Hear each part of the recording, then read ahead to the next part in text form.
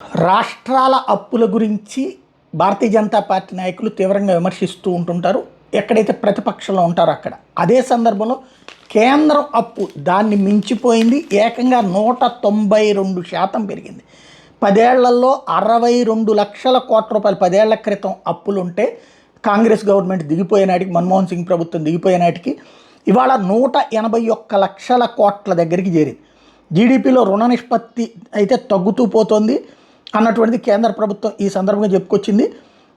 అప్పులు ఏటా తగ్గుముఖం పడుతున్నాయి, జీడిపిలో రుణ నిష్పత్తి తగ్గుముఖం పడుతుంది.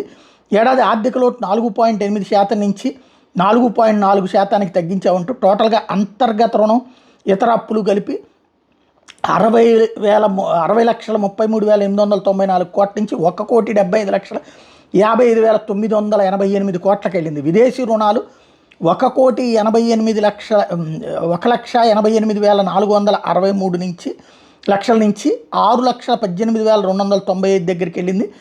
అదే సందర్భంలో మొత్తం వచ్చేటప్పటికి 62,22,357 లక్షల నుంచి 181,74,284 కోట్ల దగ్గరికి చేరింది.